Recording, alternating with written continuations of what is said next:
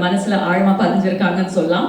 But இன்னைக்கு when we see you as SI மூசா ரஸா, இது வரைக்கும் நீங்க ப்ளே பண்ண கேரக்டர்ஸ்ல இருந்து கொஞ்சம் வித்தியாசமா இருக்கிற மாதிரி இருக்கு. ஸோ இந்த கேரக்டரோட ஸ்கிரிப்ட் படிக்கும்போது நான் வந்து இந்த கேரக்டர் கண்டிப்பா பண்ணணும் அப்படின்னு ஒரு தருணம் வந்திருக்கும் இல்லையா? when you had that connection, அதை பத்தி சொல்லுங்க. எல்லோருக்கும் வணக்கம்.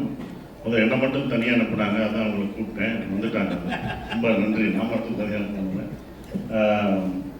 வதந்தி 2 எனக்கு வந்து மதுரையில் தான் கதையை சொன்னார். ஸோ மிஸ்ட்ரி ஆஃப் மணி அப்படின்னும்போது நான் கூட ஏன்னா மணி கேரக்டர் தான் நானும் நினச்சேன். ஏன்னா மதுரையில் நல்லா சுப்பிரமணியபுரம், குட்டிப்புலி, ரவுடியாக தான் எல்லாருமே யோசிப்பாங்க.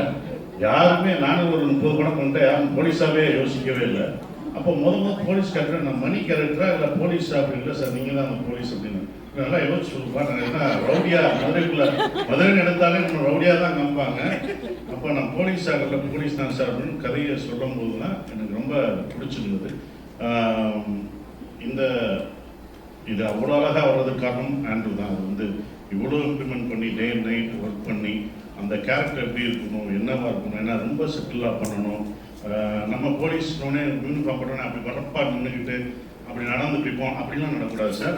ரொம்ப சாதாரணமாக சார். ஏன்னா நம்ம எல்லாரும் போலீஸ்னா நிறைய நடிகர்கள் நம்ம கடவுளை இருந்திருப்பாங்க, அந்த மாதிரி நடக்கணும். இப்படிலாம் அதெல்லாம் இல்லை சார், சாதாரண மதுரையில் இருக்க ஒரு போலீஸ் அப்படின்னு சொல்கிறாரு. ஸோ அப்படி தான் அதில் நடிக்கும்போது அந்த கதை எனக்கு ரொம்ப பிடிச்சிருந்தது.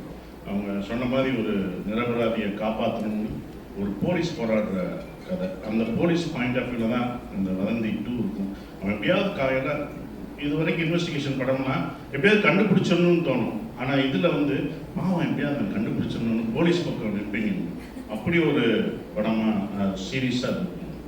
அதுக்கு எனக்கு ரொம்ப சந்தோஷம். ஏற்கனவே வதந்தி 2 அமேசானில் பெரிய ஹிட்டான ஒரு இது விஜய் சூர்யா சார் பண்ணியிருக்காரு. இவங்கெல்லாம் பெருசாக போன படம். அந்த சீரீஸை வந்து செகண்ட், அதுக்கு சம்மந்தம் இல்லை.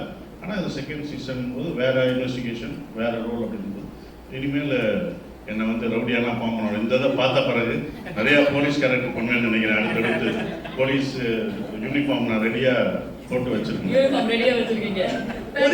ஒரே ஒரு கிளாரிஃபிகேஷன்.